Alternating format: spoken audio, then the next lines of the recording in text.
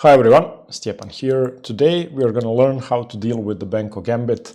Now, if you've seen some of my tournament games in the Benko and some of my training games, you will know that usually I was playing AB5 and BA6 and going into the main line with the full accepted Benko Gambit. But I did a lot of research. I'm preparing for a tournament and I had decided to play something that suits me much better and that gives white very interesting positions with a lot of play, but most importantly, deprives black of their usual counterplay down the A file, down the open B file, and down the A1, H8 diagonal.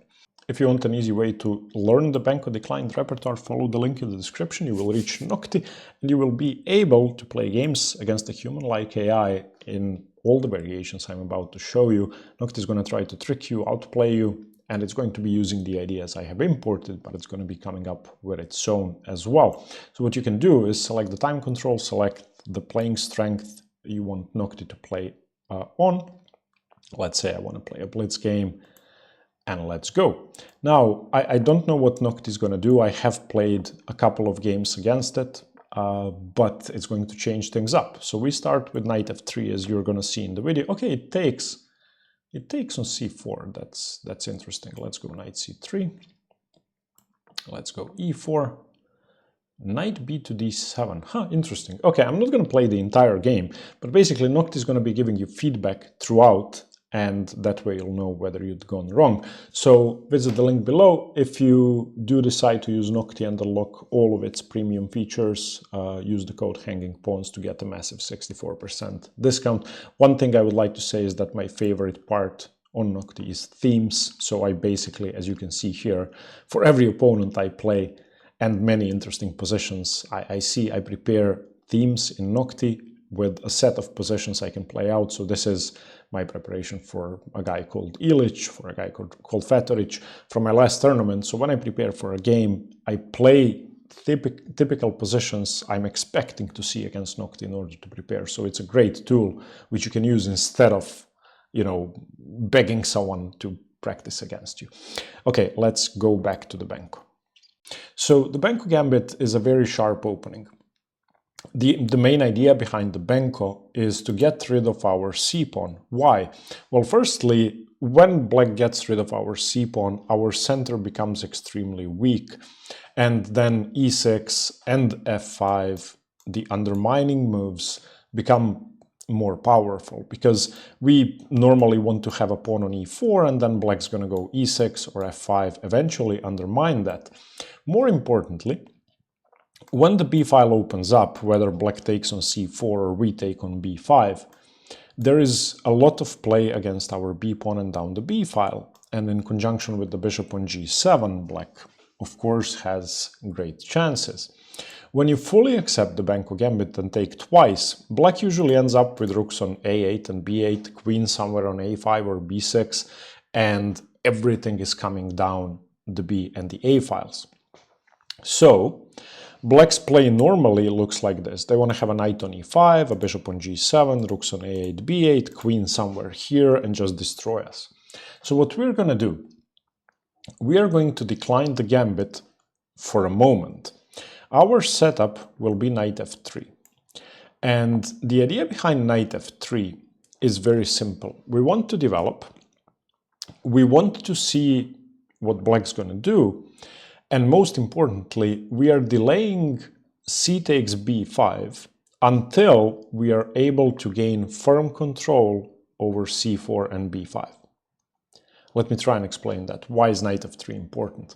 Well, this knight is going to come to d2 and to c4 in many situations. Our primary goal will be to restrain black's counterplay and only then to start launching usually a kingside attack, sometimes a queenside attack. If you're going to play the Benko Gambit declined, there are two choices. You can take on b5 instead of knight f3. For example, takes, and then they go a6, and then you go b6. This is the same thing. And then eventually you go knight f3. But there is a downside to this. In this line, black has the option to very quickly play e6, destroying our center and we simply aren't going to be getting the positions that we would like to get. We therefore start with knight f3. And black has several options. Black can play bishop b7 or bc4 or b4. We're going to have a look at all of them. Black can also play e6. That's sort of a sideline. If they go e6, we now go bishop g5. This is the Blumenfeld counter gambit, a completely separate opening. And after e takes d5, we go c takes d5. They go d6 and we go e4. This is a very different story. It's not technically the Benko, it's the Blumenfeld, so I'm not going to be talking about that here. As I said, most people are going to go g6. And we now go cb, they go a6, we go b6. And if black tried, if black tried e6 now, that simply wouldn't work. e6 is just a bad move. We go d6. So with knight f3, we are preventing e6. We are preventing positions in which our center gets destroyed very quickly. The downside on knight f3, starting the Benko decline this way, is that black, as I said, has the option to go bishop b7, bc, or b4. Whoa, I'm sorry about this. Lucia came back with the dogs. So we play knight f3 first. Black has these three options, but most commonly, they're going to go g6. And after they go g6, we now take on b5, they go a6, we go b6. And in this position, our goal will be to secure the c4 square, and depending on what black does, to either push our pawn to a4, or even if allowed to a5. So black has to recapture this pawn. Black has a choice. Black can take with the queen, or black can take with either knight. What do I mean by that? If they play, let's say, knight fd7, knight b6, that's possible. They can go knight bd7, knight b6, that's possible. They can go queen b6. So we're going to be looking at two different structures. I want to focus this video on ideas instead of move orders, because when I try to learn an opening, I try to focus on strategic ideas and plans and where to put my pieces and not just memorize lines.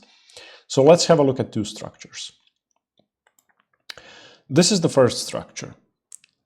And as you can see here, we have the b6 square available. So the bishop on g7 will not be able to put as much pressure on b2 because there won't be a rook on b8. Usually we will be able to plant a knight on b6, and our plan will usually be knight f3 to d2, to c4, to b6, or knight to c3, knight to a4, knight to b6. Don't be surprised to see both knights on a4 and c4 controlling the b6 square. That's how we normally approach this position. Once we have secured c4 and b6, then we start thinking about active plans. Structure 2. The only difference is that black's pawn is on a5, our pawn is on a4. Now we play for the b5 square. We will usually, instead of playing bishop e2, play the move bishop b5. And I'll explain why that's important. The bishop on b5 does several things. Firstly, probably most importantly, it may be able to come into c6. And that could cause severe problems for black. Secondly, it allows our rook to be on e1 and to prepare the e5 pawn break. So our normal setup will be bishop f4, rook fe1, playing for e5. Also, the bishop on b5 completely shuts down all the pieces down the b file. So in this structure type 2, we will play for the b5 and the c4 squares. In structure type 1, we will play for b6 and c4. Now, black plays bishop g7, most commonly. We go e4, black castles. This is the beginning of the opening. And now we go a4. And this is where black chooses the structure. This is the key point that's going to decide the nature of the position. If black takes with the queen, which is normal, we can eventually play the move a5. So let's say knight d2, we are coming into c4, knight bd7, a5. The queen can move to many different squares, b4, c7, b8, b7, d8. It doesn't really matter what black does. Wherever the queen goes, we basically do the same thing. Knight c4, playing for b6, rook b8, we develop. Now black has many choices, but let's just say knight e8, castles, knight c7, and knight a4. So this is the structure with the pawn on a6. Okay, so that's when black recaptures with the queen. Let's just go back for a moment.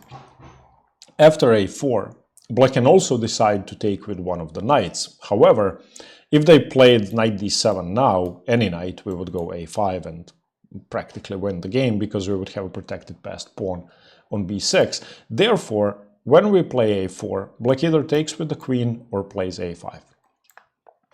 If they play a5, we are now entering structure type 2, playing for these two squares. Okay, so black plays a5.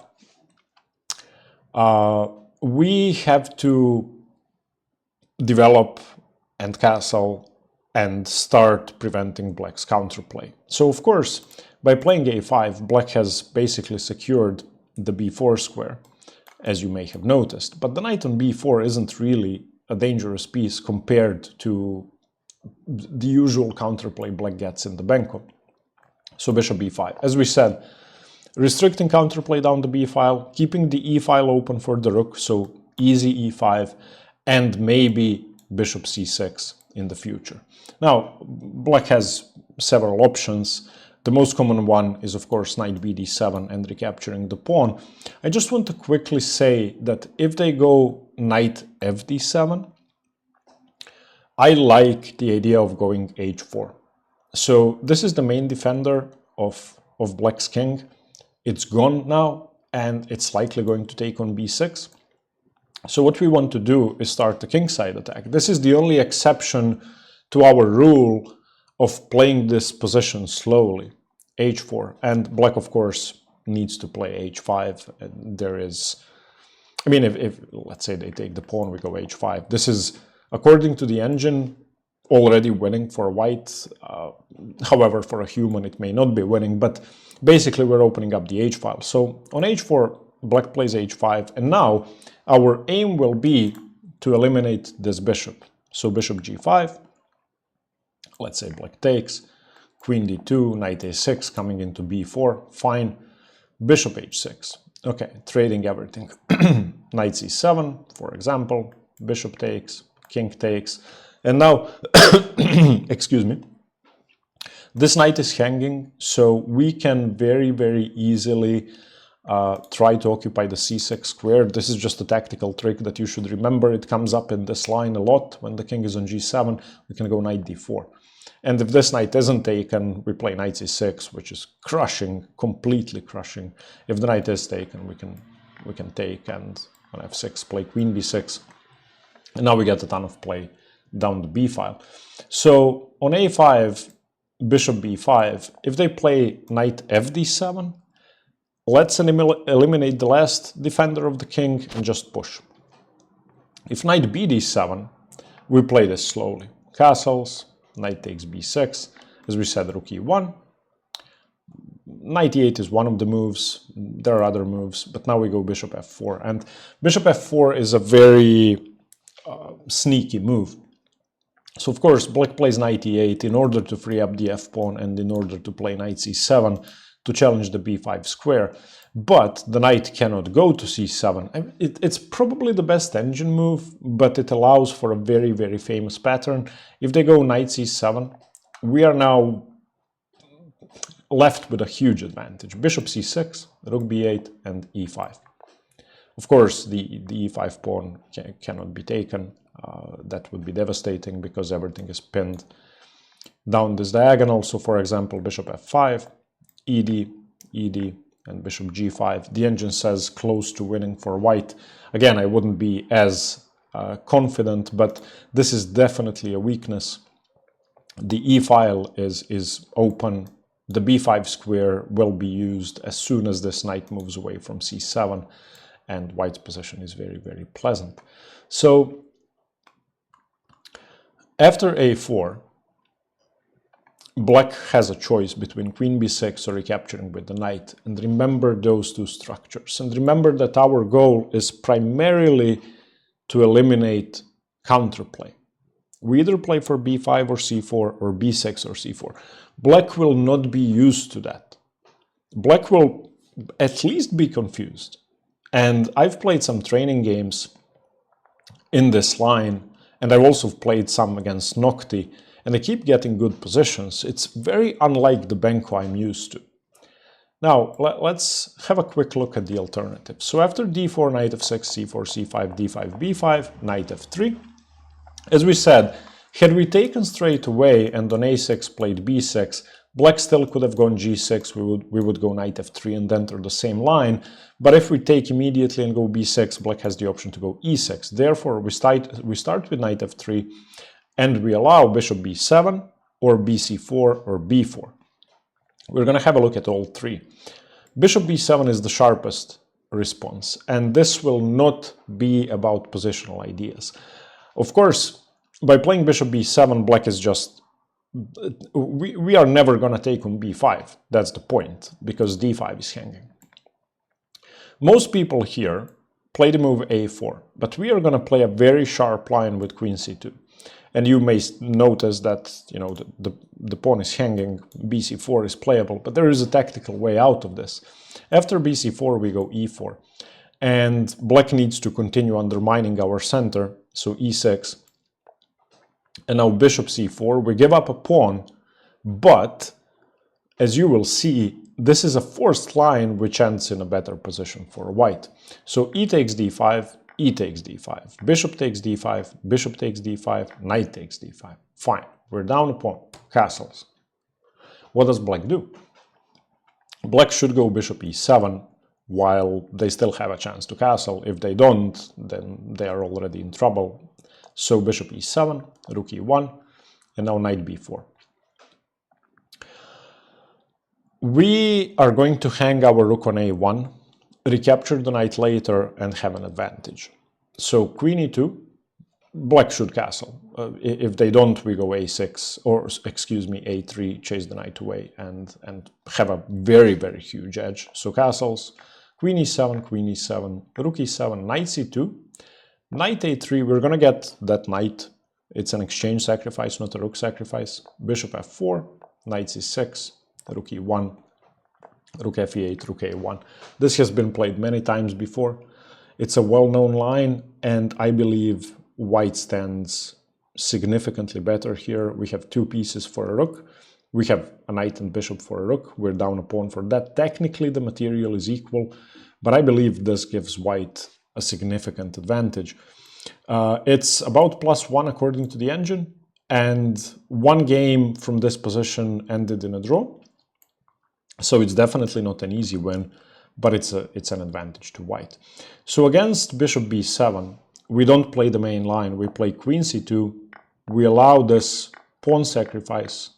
We castle, and, well, we wait for Black to give us two pieces for a rook. The engine says bishop e7 is the only equal move. If they go knight c6, this is already losing because of queen e4, knight d7, and knight c3, and the knight's coming to d5. Okay, now bc4. If you play knight f3, Black may decide to just, you know, take on c4 and get on with their life. So if they take on c4, we go knight c3, they go d6, and we go e4. This is very similar to the main line, but Black's pawn, because we are going to recapture on c4, so we're going to get a very similar structure. And of course, Black has no reason to play a6 or a5, so we're not going to get the same type of position, or they may on lower levels. But the advantage for Black in this position compared to the main line is precisely that the pawn is on a7. That means two things. They haven't given up b6, and more importantly, they're able to occupy the a6 square with their pieces. Most importantly, with the bishop. So when we take on c4, Black is able to play bishop a6, eliminating the bishop and gaining more control over the c4 square. So knight bd7, they can also start with g6, it basically transposes, bishop c4, and now they could go bishop a6 straight away. Or, well, no, not after knight bd7. Excuse me. After g6, they could go bishop a6 straight away. So g6, castles, bishop g7, h3. h3 is a very important move in many Benoni lines and in many Benko lines because it restricts knight g4 and knight e5. Castles, rook e1, rook b8, for example, and queen c2. White's plan is very straightforward. Since we don't have the option to play for b6 or for b5, we are simply going to be preparing e5. And whatever black does, we want to go bishop f4, rook a d1, and play for e5. I should point out that knight h5 doesn't really work. The idea behind knight h5 is, of course, knight e5. That would be devastating. So we go bishop e2. And now on knight e5, we simply take and take on h5. So this doesn't work. If they go knight e8, for example, then bishop f4, queen a5, let's say, bishop d2. It's a normal position in which we have a relatively easy plan of playing for e5. Another thing we can try to do, which is usually very sensible, is put the rook on b1, play b3 and a4, and create a light squared blockade on the queen side before anything drastic happens to our queen side. So bc4 I don't think is a big issue. The only relatively annoying thing is if they start with g6, we take on c4, and they try to exchange light squared bishops. It doesn't work yet because, of course, we have queen a4 check, but after they castle, they could try to challenge our bishop. By the time they do that, we have already castled and we will be preparing e5, so it's nothing major, but it's a slight subtle difference to the main line, which allows black to have easier play. And finally, let's have a look at what happens with b4. So, of course, our plan here will be e4, e5, eventually. But before we do that, we have to undermine black's pawn chain on the queen side, so we need to play a3. We play a3 straight away. Black should not take. If black takes on a3, we are much better. The engine gives white an almost winning advantage. The point is we have access to c3. a7 is weak, the rook is coming, it's just bad. So on a3, black does not take. There are two ways to play for black, knight a6 or g6. If knight a6, we take, knight takes b4 and knight c3.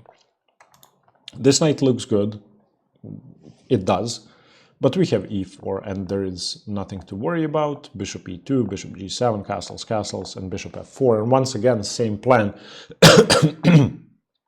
playing rook e1, playing for e5.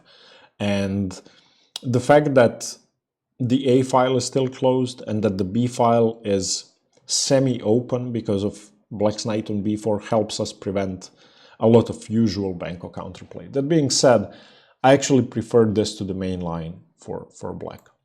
And if on a3 black just continues with g6, we take on b4, they take back, we go e4. This is a very known tactical motif. They basically have to play g6, but then when we play e4 and they take, we have queen d4, and it's a triple attack. Black can only save two things. They should save the rook and the knight, so knight f6, and now we take on a7. And it should be, according to the engine, equal, but I like white's chances with the potential past c-pawn. I mean, you don't have to do that. There are other ways to play. After g6, you can also play knight bd2 and play it slowly. You can play bishop e3 and play it slowly. But I like this concrete line where we, in the end, take on a7 and have an extra pawn on the c-file.